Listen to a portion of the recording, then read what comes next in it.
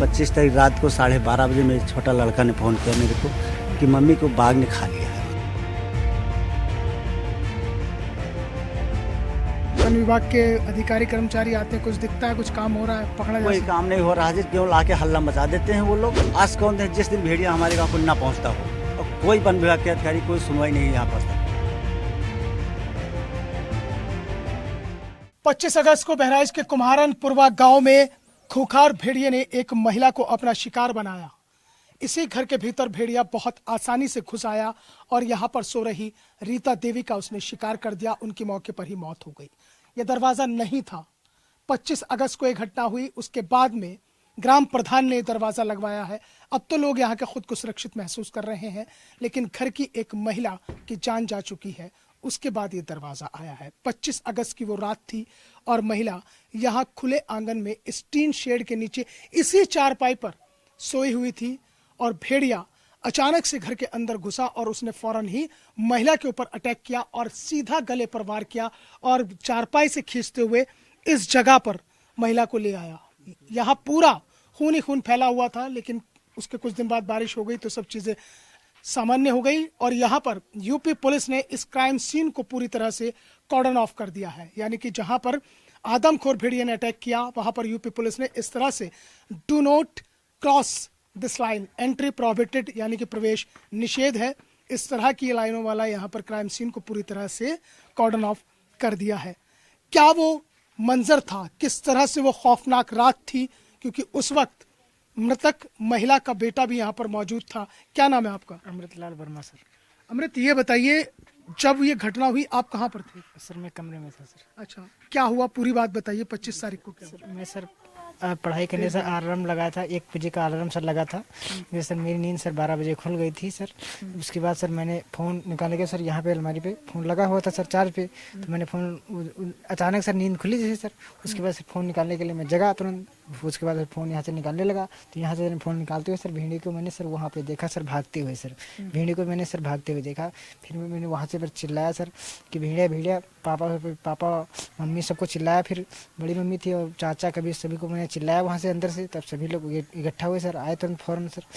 उसके बाद मैं तुरंत सर बाहर आया, तो मैंने फिर मम्मी को, ये पर्दा सर लगा हुआ था। उसके बाद सर मैंने बाहर आया तो मैंने मम्मी को यहाँ पर देखा हुआ था सर, पड़ी हुई थी सर। आवाज़ सर कभी नहीं आ रही थी सर। अगर कोई आवाज नहीं थी, गले के ऊपर था बात। जी सर, कोई आवाज़ सर नहीं आ रही थी, ना बोल पा रही थी, ना सर चीखी, ना चिल्लाई, कोई सर भी नहीं आवाज़ आई।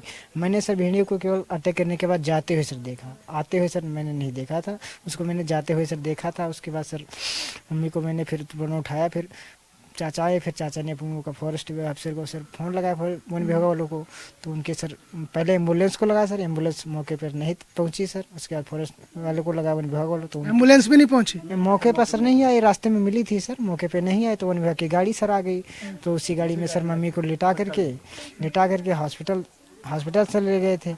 फिर हॉस्पिटल ले गए, फिर थोड़ी देर बाद वहाँ पे मम्मी की बोतल चढ़ा, फिर थोड़ी देर बाद सर वहाँ पर मम्मी की डेथ हो गई।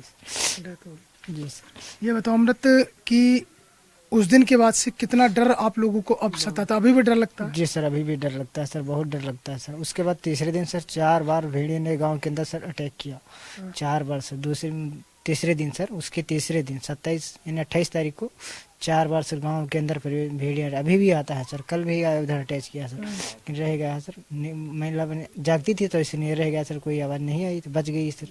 आता सर रोज है, अटैक सर करता है भेड़िया। और जो टीम थी फोरेंसिक विभाग की वो भी आई थी सर, जांच पड़ताल ब्लड DNA उन्हें ले गई थी यहाँ से सर जांच के लिए। दरअसल एक कड़वी सच्चाई ये भी है कि जो बहराइच की मैसी तहसील है और उसमें आने वाले जो ये गांव है, ये नेपाल बॉर्डर और कतरनिया घाट से सटे हुए हैं। और इन जो गांव है, इन गांव में जो घर है उसमें घर नहीं है।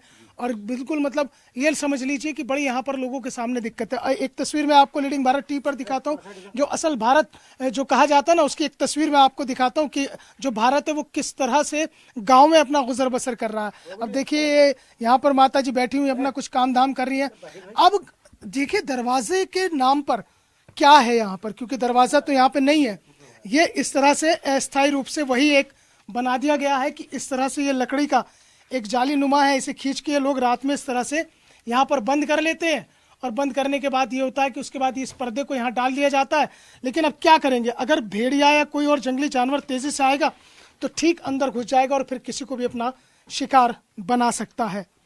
ये वही रीता देवी का घर है जहां 25 अगस्त को घटना हुई थी। रीता देवी के पति हैं। ये बताइए, आप कहाँ थे उस वक्त जब घटना हुई? जी मैं था लुधियाने में रहता था, काम करते थे सर। सरदारों को वहाँ पर जो है खेती बाड़ी का काम था। हम गरीब हैं सर, यहाँ कोई सर्विस तो हमारे पास है नहीं सर। तो हम गरीब आदमी किसी तरह बच्चे पाल रहे थे हम। जब घटना हुई तो मेरे को 25 तारीख रात को 12:30 बजे मेरे छोटा लड़का ने फ़ोन किया मेरे को कि मम्मी को बाघ ने खा लिया है।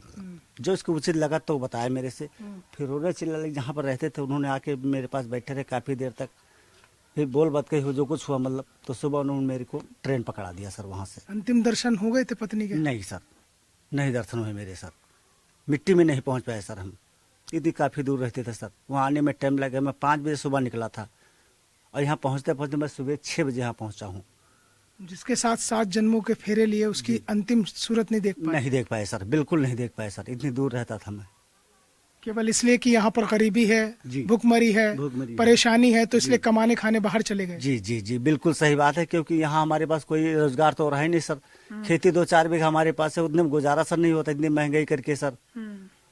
एक साग सब्जी लेने जाओ तो 100 रुपये लेकर जाओ, जेब में सर सब्जी नहीं होती, सारे बच्चों की हो जाए जो है।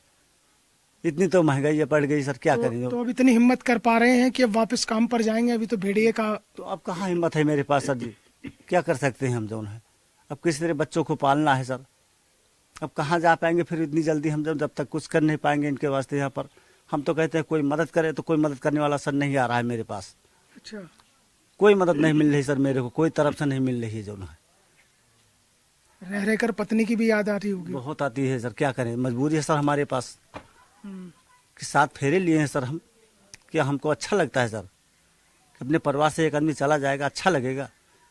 उस दिन मिट्टी में पहुंच जाते हैं। लेकिन ये लड़का हमारा 21 साल का सर है, ये बेहोश हो गया। यहाँ विधायक मौजूद थे, प्रधान हमारे मौजूद थे। हमने कहा मिट्टी नहीं होना है, हम आएंगे तब मिट्टी होगी।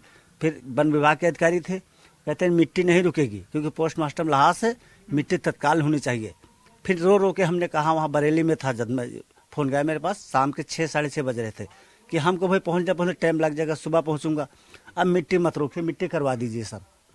हमने वहाँ कहा 7:30 बजे रात के जाके खेत में मिट्टी दे दिया उनको जो ना। अभी क्या स्थिति है यहाँ की? वन विभाग के अधिकारी कर्मचारी आते हैं, कुछ दिखता है, कुछ काम हो रहा है, पकड़ा जा कोई सकता? काम नहीं हो रहा है, क्यों लाके हल्ला मचा देते हैं वो लोग। 4 कांस्टेबल लगाए हैं और 4 लोग और जैसे सफाई करने वाले कोई है उनको भेजते हैं। रात को 4 बजे पहरा लगाते हैं गांव के चारों तरफ। सबसे कहते हैं अंदर सो जाओ, तो जिसके छत पे सो जाएगा। कमरा किसी बना तो कमरे में सो जाएंगे, जिसके पास नहीं है तो कोई दूसरे छत पे जाके सो जाता है। इतना डर है कि शाम को 6 बजे से कोई बच्चा हमारे गांव का बाहर, आम आदमी नहीं निकलता, बच्चा तो बच्चा है सर। कि कल भी अटैक किया था यहाँ पर, लेकिन कहा सब लोग जाग गए, वो आवाज़ लगा सर, वो फटाफट बाहर निकल गए सब लोग, उन्होंने उसको भगा दिया। आज कौन दिन जिस दिन भेड़िया हमारे गाँव को ना पहुँचता हो, और कोई वन विभाग के अधिकारी कोई सुनवाई नहीं है यहाँ पर सर, कि कोई सुनवाई करता हो। बिल्कुल वही बात है कि तुम्हारी फाइलों में गांव के मौसम गुलाबी है, मगर ये आंकड़े झूठे और दावे किताबी हैं।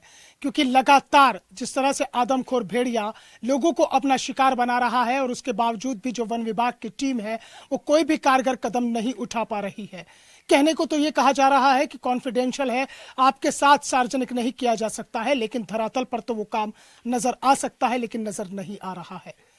कुम्हारनपुरवा गांव में पति की पथराई हुई आंखें पत्नी को अभी भी तलाशती हैं, क्योंकि अंतिम दर्शन नहीं कर पाए।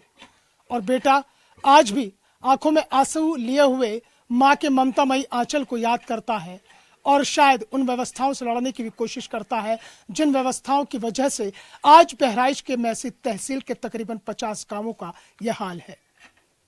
फिलहाल लीडिंग भारत टीवी के लिए वीडियो जर्नलिस्ट अमनीश पवार के साथ मैं मोहसिन खान।